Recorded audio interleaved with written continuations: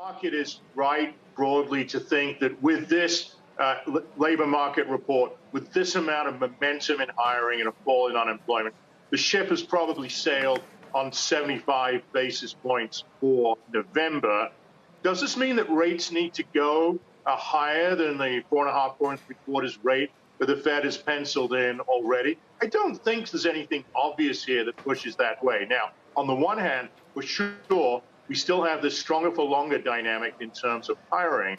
On the other side, though, very welcome developments in wages, with the average hourly earnings coming in at 0.3. When you look forward a year, 18 months, 2 years, and you're asking where's inflation going to be there, the wage data is really central.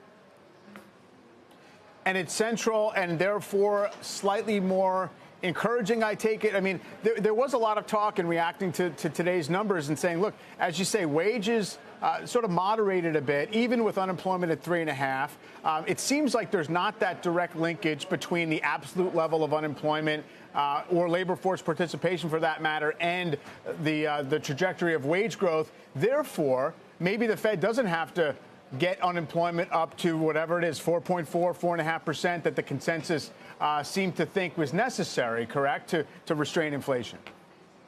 So I think, look, the case the Fed's actually really been making for a while, right, is that the excess in the labor market isn't well captured in the unemployment rate. It's really more in that ratio of the vacancies to unemployed. And you'll recall that we had that good JOLTS data the other day that suggested that while that ratio is still high, it's coming down as firms reduce their overbidding for workers. That is still giving us a pathway here where things could work out okay. But, and it's a big but, as long as the momentum in the labor market is this strong and there isn't a decisive break cooler in inflation, the Fed is going to keep jamming rates higher. I'm worried that they're stuck in a hamster wheel here of doing 75s until the spot data gives them a good reason not to. And that's running the risk that they end up overdoing things. Well, for sure. I mean, obviously, they are aware and they talk all the time about how, monetary policy operates with lags. With this extra rate hike we get in November, we're going to be four percentage points of hikes in less than a year. I mean, it's obviously going to be a pretty dramatic effort here.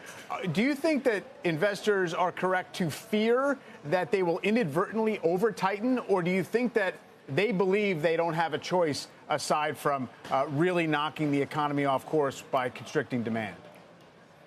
So I think there is a real risk of over-tightening here. And it's not just about the rate that you're targeting, 4.5, 4.75, plus, remember, $3 trillion of QT, almost all of which still has to work its way through the pipelines. It's, in a sense, for me, more about how quickly you're running. You're running so fast in terms of taking rates higher that you're outrunning your ability to learn from the data, because monetary policy affects the economy with a time lag. If inflation expectations were moving up, you wouldn't have a choice. But inflation expectations have actually been moving down some. So the Fed does have a choice. I would prefer that they were moving more slowly at this point. Ship sailed for November, but look out for a really important debate at that November meeting about how to message that they do expect to slow in December. Yeah, that's just 3.5 weeks away.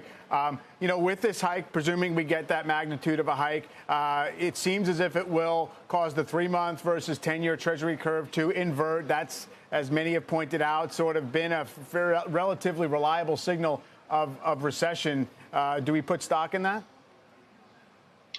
I think you have to put some weight on that, yes. Now, look, I prefer not to take like a really mechanical approach to mild inversion equals automatic recession, mild not inversion equals no recession. That seems too simplistic. I also think that in the current situation, we want to compare real yield curves adjusted for expected inflation as well as nominal yield curves. So the picture is a little more complex than that simple metric would suggest. But no question, recession risk, hard landing risk has been rising, is rising.